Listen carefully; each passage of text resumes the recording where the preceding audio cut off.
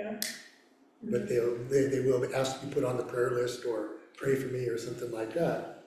But I think it's the way we pray, and we think intercessions is the only way to pray, because we're human, and so the problems and struggles are, things we think about more.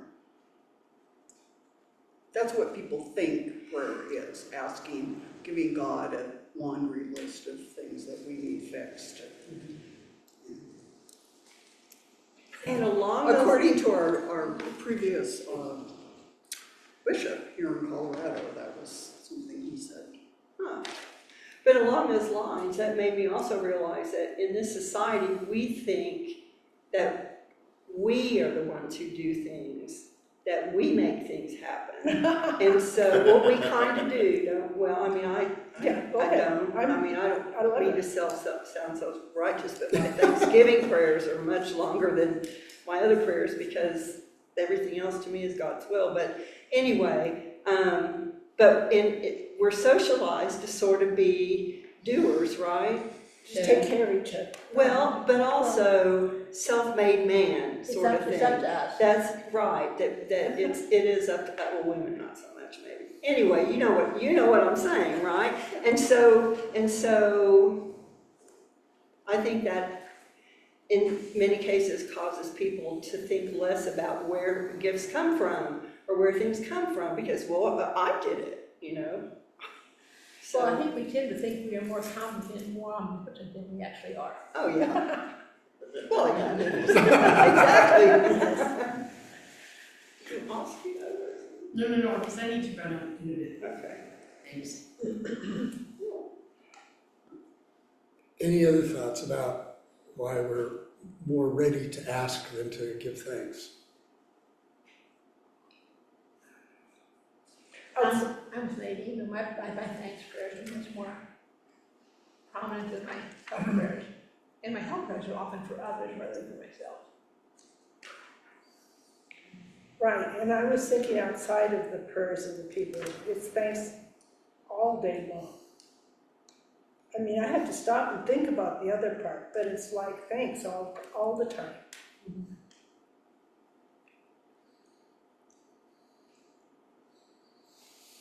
I don't know how many, I keep a little, I won't say I keep a little gratitude list. I do a little gratitude thinking every day. And in the morning, and it's usually for what happened the night before, and sometimes it's for a good night's sleep, but there are times when I scratch in my head to come up with number 3. Get number 1 and number 2. Oh, I used that one yesterday. Well, you can be thankful again. I know, and then all of a sudden I catch myself and say, well, yeah. But it's kind of like, it's sort of like, well, it's the big ticket items, right? Yeah. That we most often sort of think about, rather than, as she points out here, the first blooms of the daisies in a public park. Well, we're enormously thankful for the beautiful weather, but God, we really need rain. But Well, and we do. We forget about the big ones that seem not big. As a former, really a current, but not having been sick for a long time, asthmatic, I'm really grateful for breathing. Yeah. And how many of us think about, oh, thanks God,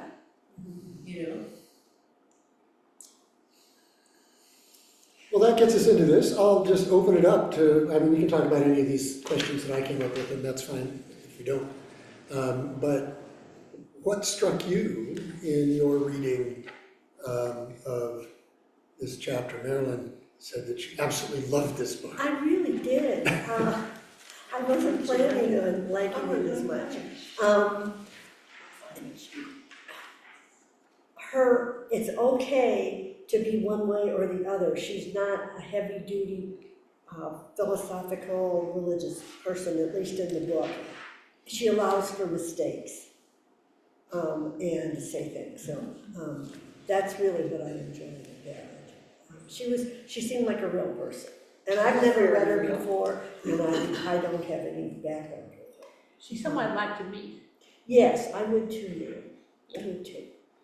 If any of you get the ARC magazine, it was delivered this past week, there's an article.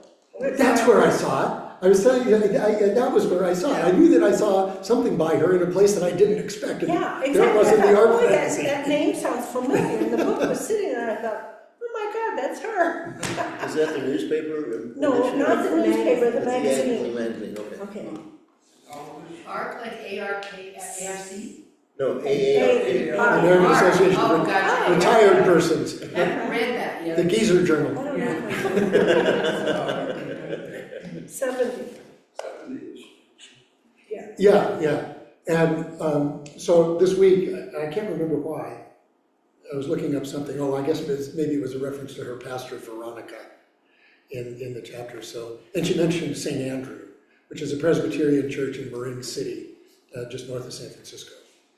And I remember, I think it was because I was from my reading of Traveling Mercies a long time ago, she talks about going to that church, and it was a very mixed race church.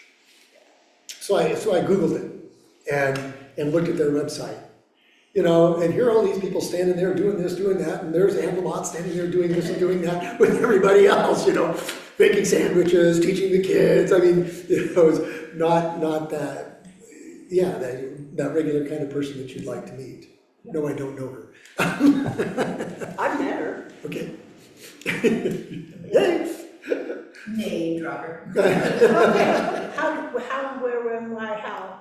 She goes to Atlanta a lot, or she used to, and I met her. She did a talk in Atlanta. Well, one of her talks in Atlanta I went to, and then a privileged group of us, I guess. I don't know about that. I don't remember why. But we're thankful for it. I am. I think Rod went too. I mean, we read Traveling Mercies and other of her books, and I love the way she writes.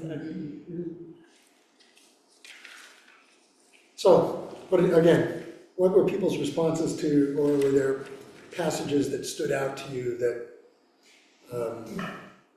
you'd like to lift up for our discussion? Considering? So I can just say, just from 30,000 foot vision, is that she approaches gratitude exactly the way I do, in that she says, first of all, gratitude is intentional. It's an intentional act. It's like she talks about the daisies and being in the moment and being present and being aware. And that's for me sort of the Christian virtue of gratitude, is always being aware of God's love for you in the gifts that he gives you daily.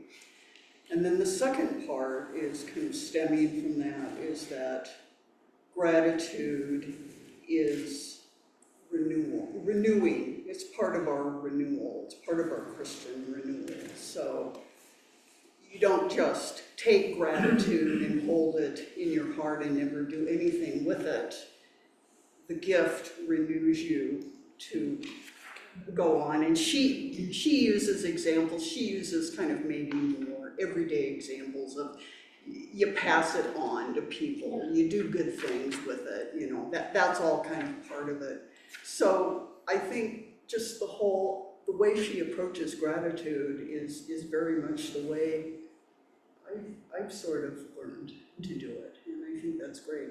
I just kind of want to put I'll put my own little Christian perspective on this, because she doesn't really deal with the Christian perspective, and I understand why, and that's fine. She's speaking from a kind of a viewpoint of recovery and her own sort of personal discoveries. But what always sort of brings me back to gratitude in a Christian setting is the Eucharistic prayer scene, where we ask God, please deliver us from the presumption of coming to this table for solace only, or for pardon only, for solace only, and Not for renewal. Not for renewal. Pardon, renewal, solace, and I wrote it down because it's one of my favorites, and now I can't say it. Coming to this table for solace only and not for strength. strength, that's And strength Pardon is and part not of that renewal. renewal process, for pardon only and not renewal. And to me, that is a tremendous liturgical statement of gratitude right there, and that's what I think of when you're the celebrant, or we have another celebrant and they're using that prayer form. That's gratitude in our church tradition. Yeah, that's, as far as I'm concerned, about the only really, really good line in Prayer C. Yeah. I know. But there was somebody, and I can't remember where I saw this, why it would have shown up in my Facebook feed or something, but it did, was some sort of reflection on the prayer of humble access. That's saying, right, when we do not presume to come to this thy table, O merciful Lord, trusting in our own rights, but in thy manifold and great mercies, we are not, those of us who have been around for a while can trot that one up, and I was surprised that this showed That's really the old up, liturgical thing, Yeah, that's what we did. I We are remember- not worthy so much as together of the the crumbs crumbs of the, remember- but thou art the same Lord whose property is always to have mercy, Right. I remember our priest saying, "Oh, for crying out loud, we already confessed, we were absolved." But I think that there is that, I would say, because I was around when many of us were, but I was in seminary when this was happening, when the 79 book was being rolled out. So there was a lot of conversation about all of the stuff that was coming out, and in that sense, that at least among the seminarians and among some of the faculty, that the current book sort of downplayed our neediness, which I think might downplay our sense of thanks. So I don't know if that's the case, but I really like the prayer of humble access, and the author of this particular article, or whatever it was saying this is one of the things that we've really lost in Rite 2. We just don't have that same kind of sensibility. Yeah. And that's why I think that line in Yeah. Prayer C is about as Yeah. good as it gets. And the idea that, of course, we're celebrating the Eucharist and we're taking communion as one body, and so after all that, we're called to use those gifts that God gives us during that moment to give something to our community, a meaning, and you can define community the way you want to. Anyway, that's kind of my take on it. I had a rector once who thought of Rite C as to wake him up. The one you use on the days when you know they have late night before. because it's more interactive, it keeps the congregation more involved. Yeah, there is that, yeah. And it is more involved. You do become more involved in what's going on, because it's more back and forth. It's not just listening, it's more participatory. No, I look at that question, what if anything is the relationship between health and thanks? When I do healing prayers, I always start with thanks. Thank you that you already have this in hand.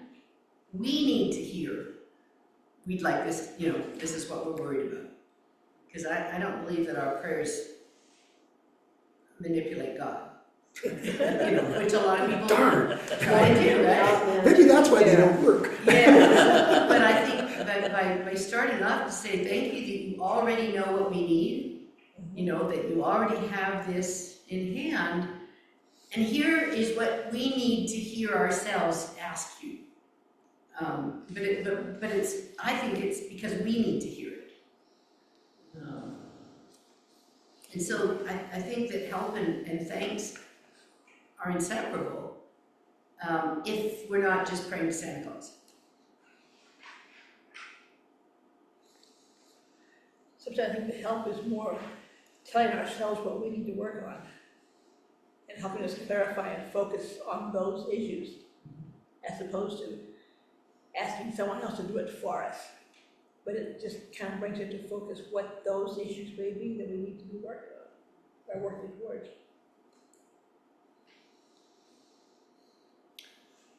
Reflections on thanks.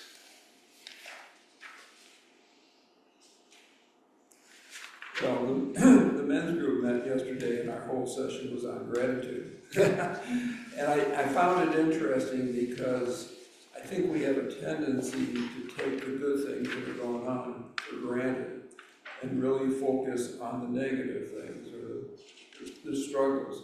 And we had a couple men yesterday that were really struggling. And after they listened to the gratitude and the thanks that we were talking about, it began to bring them out of where they were from a negative standpoint. And I think it's real easy to get into that negative standpoint. Because, like I said, we take good things for granted and we don't give as much thanks as we probably should for the good things going on in our lives. I think that's when gratitude becomes unconscious. What was that? That's when gratitude becomes unconscious. We start taking it for granted. Yeah, that was what I was wondering. She says, a lot of us religious types go around saying thank you to God when we find a good parking place. What does that say about one's theology? That's kind of the Santa Claus thing, I would say. And then she follows that, just on the next page, with the observation that, with the hope that gratitude becomes a habit. And I was puzzling over that, because habits are things that can provide structure for your day, like at 7:02 I brush my teeth and I don't have to worry about it, or something like that. But there are also things that can be pretty negative, and that you really have. So I was wondering about, but you do them anyway. You say, you wake up in the morning, you write down on your to-do list, I will not do this today, which you've done 75 times every day, and then all of a sudden 2 minutes later you've done it, because it's so unconscious, and if gratitude becomes unconscious, does that cheapen it? Does it, I don't know, I'm asking the question. I think because habits.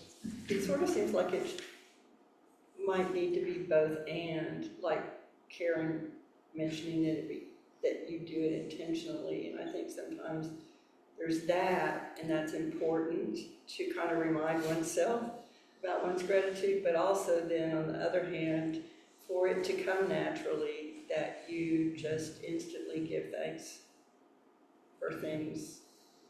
I think it's both and what you were saying also made me think rote is what comes to mind sometimes when I think habit, but by that same token, there are days where I don't think I'm feeling particularly thankful, but I go ahead and put Thanksgiving for things up front to remind myself that I need to get in that frame of mind, because as I continue to think that way, that shapes how, or pray that way, that continues to shape how I think. So it makes me more grateful instead of looking at the negative.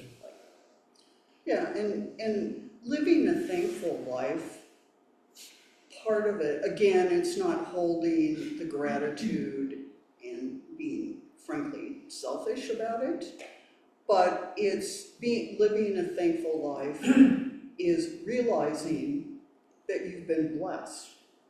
And when you sort of get into that mindset and understand that it is a blessing, then you want to pass on a blessing, to lead that blessed life, Right. if you can follow that logic.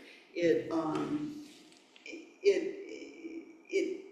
like she said, there's a behavior that sort of comes with receiving the blessing. So that's all being intentional.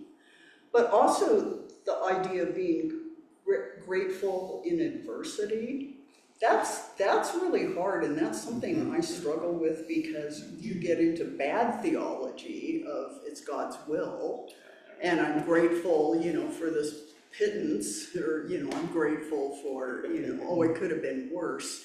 That's probably the part of the chapter that bothered me the most, of what she was saying, being grateful for it could have been worse, because it leads me to that kind of bad theology. But it's the idea of, for me, it's been an experience of being grateful that I was resilient, and I can think of COVID and COVID here. Remember when you got your COVID shot, how did you feel? Did you cry when they gave you your COVID shot and you were so thankful for the blessing of this this medicine that will save your life, et cetera, et cetera. So that's kind of how I felt when she started talking about adversity. Well, Yeah, go ahead, Jim. it comes down to that saying, there are no atheists in a foxhole. Well, I wrote this question down, this is my second bullet point under general about God is good all the time. If you spend time in black churches, you hear that. It just is there, which gets to that problem, what you would call problematic theology. But you still can be grateful that you're resilient and you have strength and Well, and you know, somebody told me the other day, what are you supposed to be hearing through this? You know, and we can be grateful that even in crappy situations, we can be connected and learn, whatever it is we're supposed to. So I hear,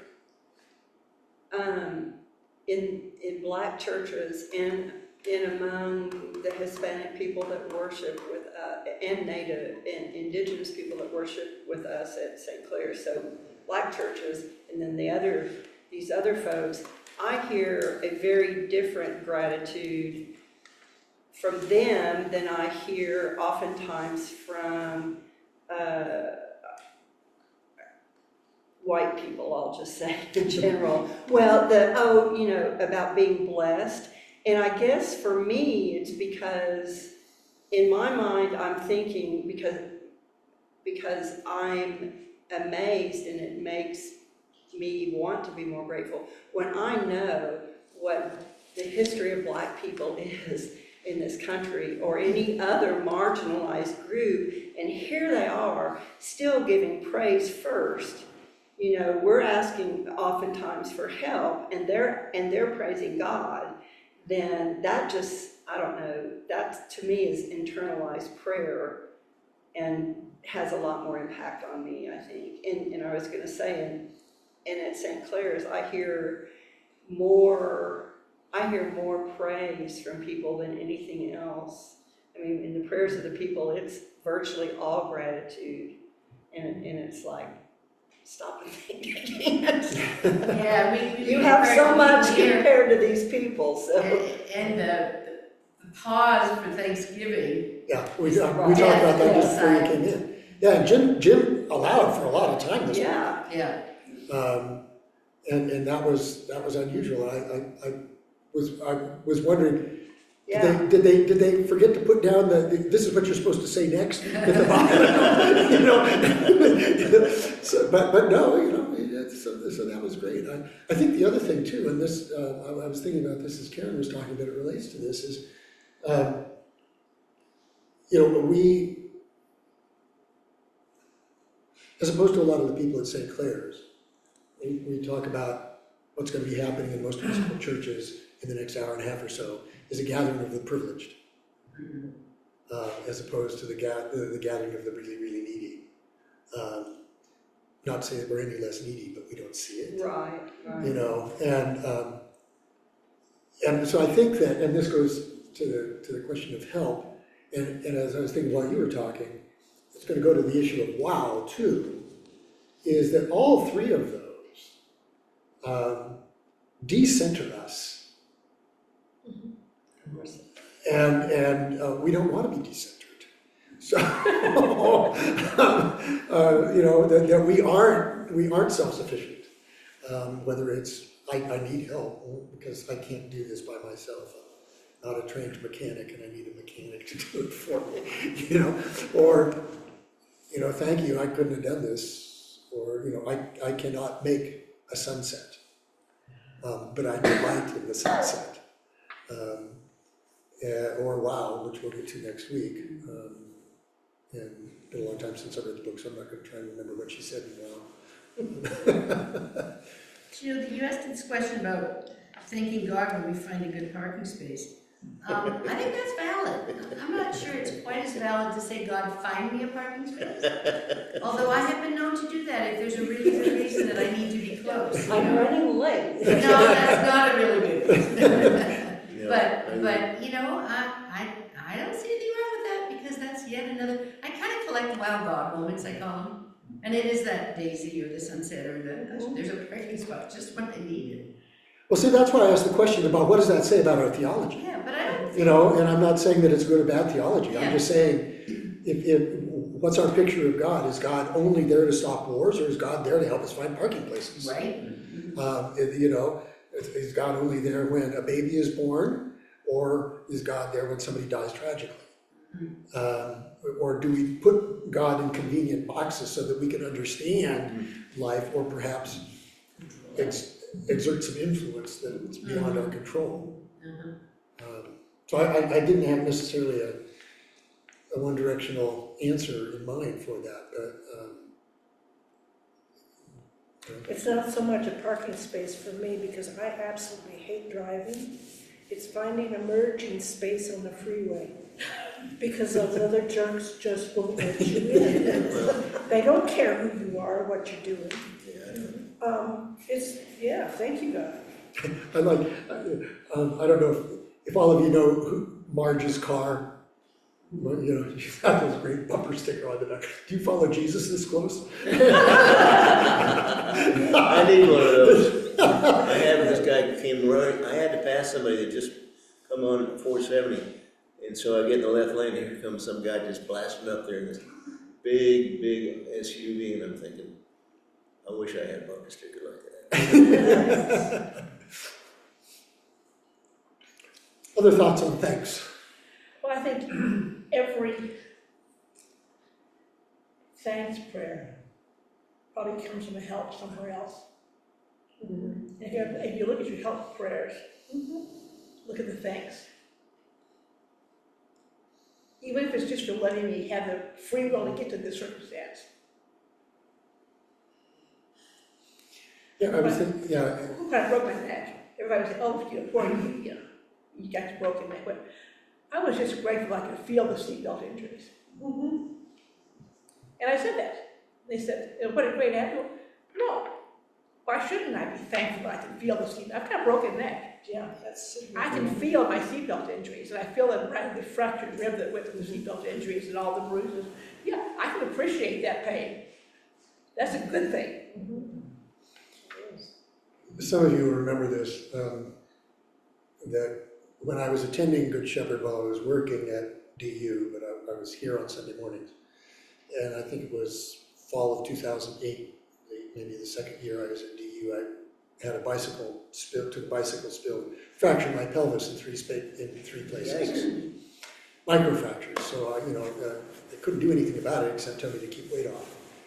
And during that time, I went to this conference that the Church Pension Fund puts on called Credo. And at that point, they don't do it anymore, but at that point they had a sort of a craft night, and they gave you all these materials to make or paint or do all of this kind of stuff. And I made a T-shirt, I think I still have it somewhere, where I drew on it, a pair of crutches crossed. And my caption was "Crutches are my freedom." That if it weren't for the crutches, I wouldn't have been able to do a lot of the things that I was able to do to get across campus. I mean, I probably would have been in a wheelchair or something like that. But yeah, they're a pain in the, all sorts of places. But it was crutches were my freedom. They allowed me to do that.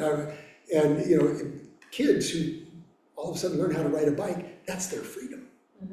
So you're not tied to one thing and limitations. And so, it was a thank, that was in some respects a visual thanks. I hadn't thought about it in that way until you talked about that, but yeah. I can relate. I broke my hip when I was 4 years old in a bike wreck. And I was on crutches for months. And I was just reminded of that when Amy was in the hospital at CU Highlands Ranch. They had a short flight of stairs, and next to it were several sizes of crutches. That's one of the first things they teach you, how to get upstairs on crutches. Yep.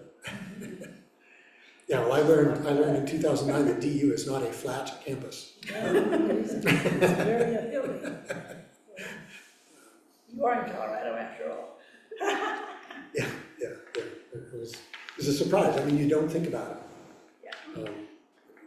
I learned where all of the auto buttons were to open doors. Mhm. And all the stuff that I'd never thought about before, that all of a sudden was something to be thankful for, when you're made aware of what it does for you, For you, yeah. pleases you or allows you to do things or things like that. We did some remodeling as part of the Home Builders Foundation some years ago for people with disabilities and so on. And one of our clients was a Paralympian named Monica, and she she was a hand cyclist. The first time we saw her with a sleeveless shirt, we said, "We're not an arm, that's on you, babe." She had some real guns, but talk about thankful. You know, they had an annual luncheon, and they had her as the guest one time. Of course, they for the stage they have to build a ramp, and she ramps up there and just starts praising Churchill Construction, right and left. And I brought all my guys to the thing, and they were just, wow. Yeah, I thought when Nadine was talking about St. Clair's is, I worked there several years and I used to work with her, brought the dishes up. And I felt good about being there and so forth. But I think what really made me feel good is when people would bring the dish up and say, "Thank you very much," you know? And there's just something about that thanks that makes you feel better inside.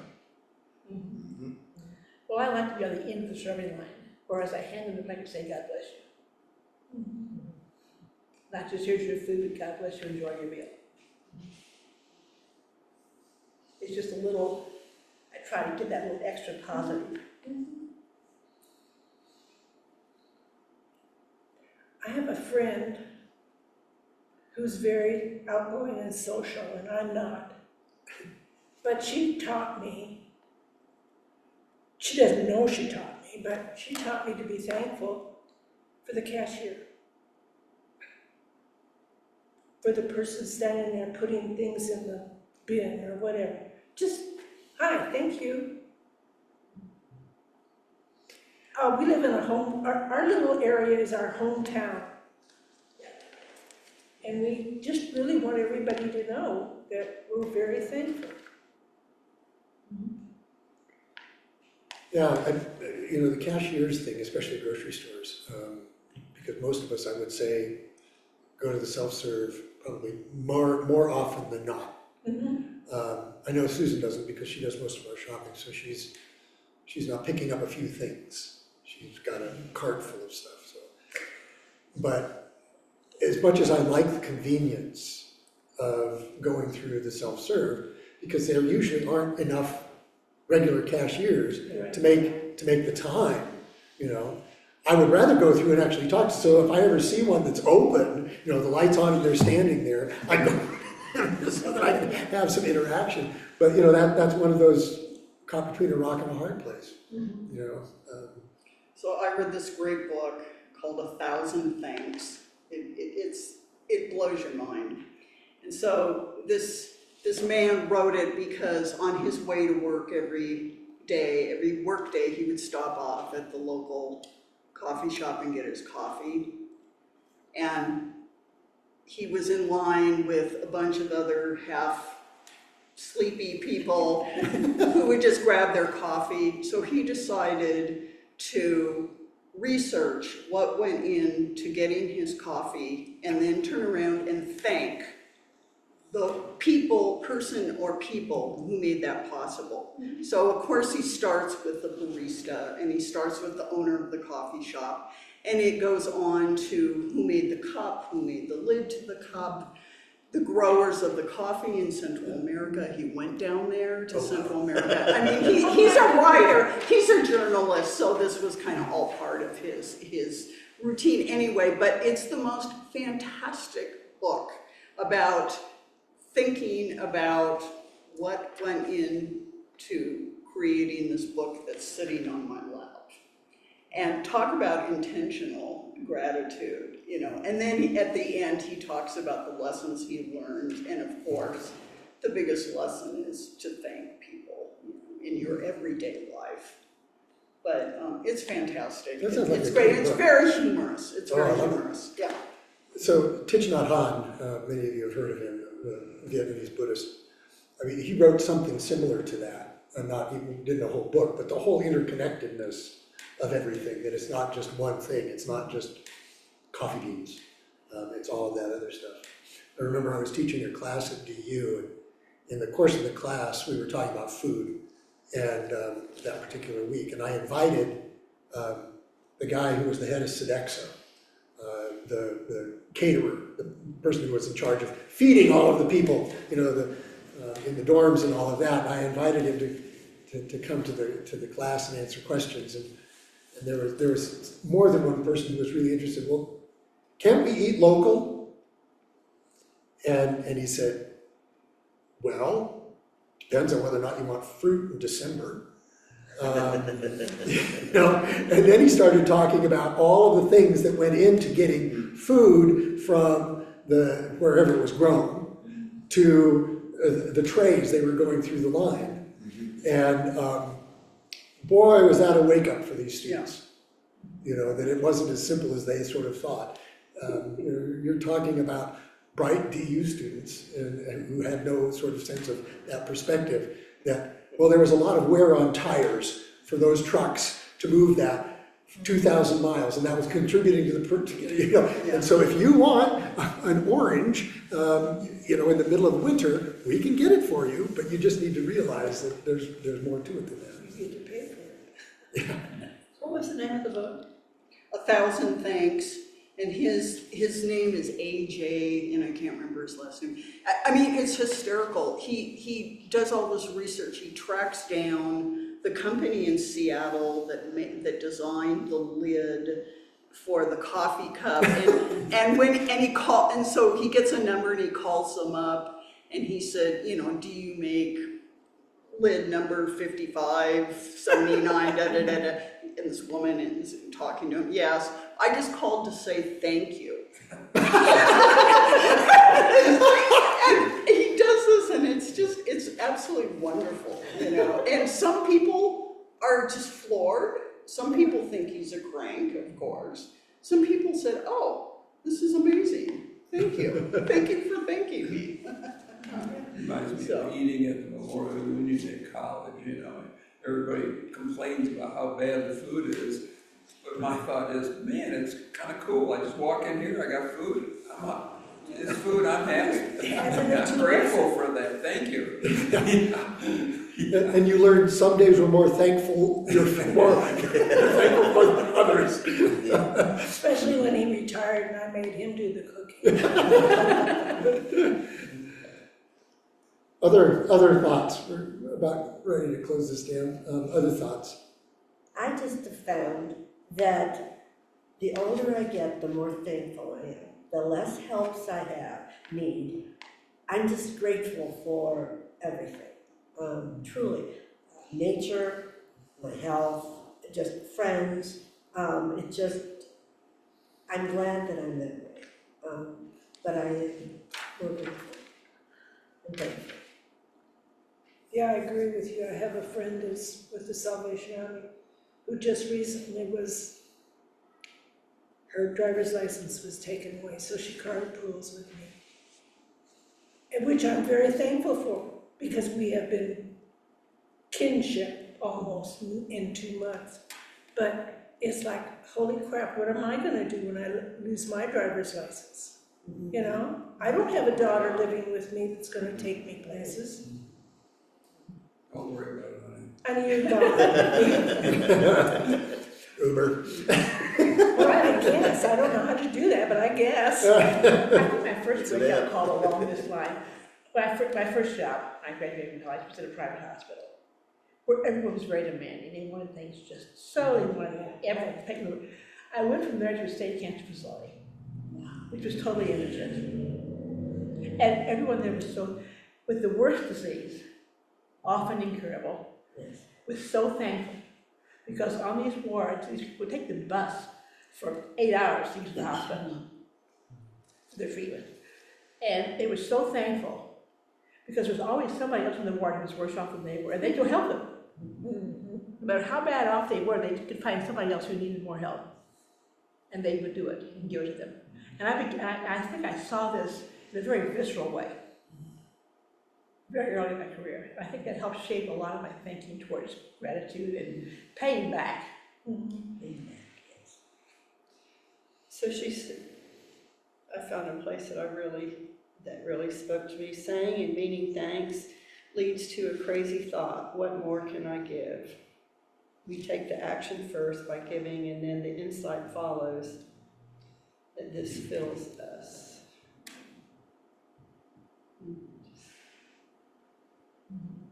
You want to unpack that? Do I? I thought you said we had to go. That's We're getting close. I'll let you unpack that, then we'll go. What kind of book is that? I mean, the brand. this. Yeah. Oh, it's an iPad. Oh, I'm sorry. I'm looking for something that's not Apple. Well, I can also,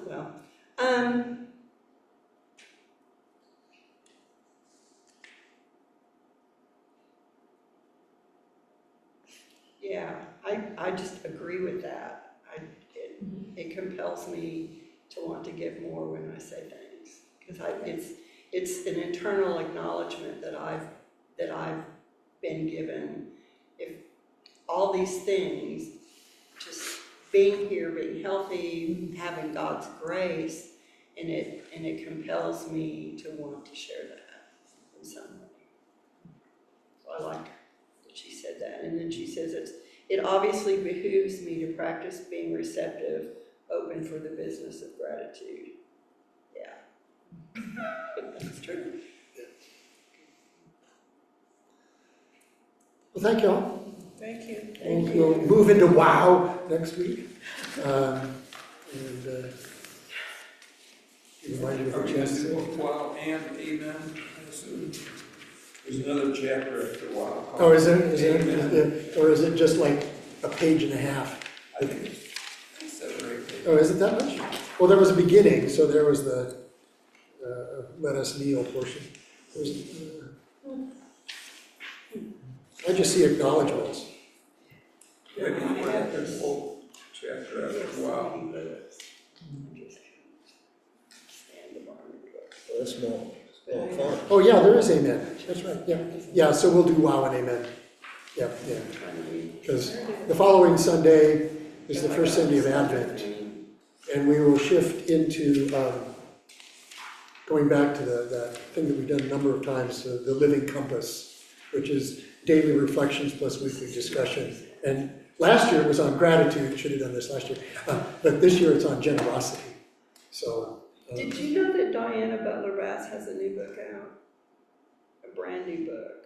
I think I saw some mention of that, but I It's don't know. about, I'm trying to wean myself off of Amazon, and I have Kindle, and use another app, and it's driving me nuts, because I can't get back to my library of books, but anyway, I have it on here. And it's the calendar, it's the church calendar. Huh. And if I can find it, if I can get to it, I'll show it to you. Well, I suppose I can just look up Diana Butler Bass, Of course you can, but I along mean, with many thanks or 1,000 thanks. I can't find it, that book. Did you find it? No. I'm wondering if it's a million things. Oh.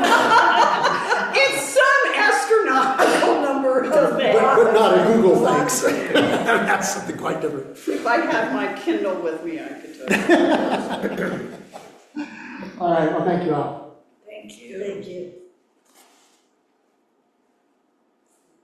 I'm pretty sure it's in there.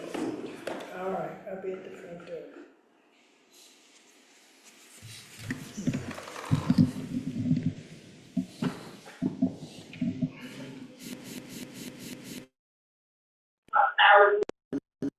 Jacobs. Okay, thank you.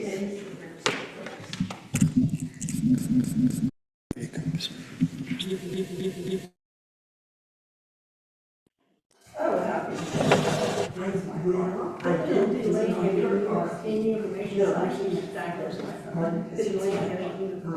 I know. Oh, she's got information, she was talking to Jim Ball, to, you know, Jim Glass. She left before I could talk to her. It gives prayers. Just not knowing it's a part. When I went to look for it, I heard it. This is the first time I've done anything like that. So it's thanks 1,000 to. Thanks 1,000, A.J. Jacobs. I just found it on Amazon, so it's okay.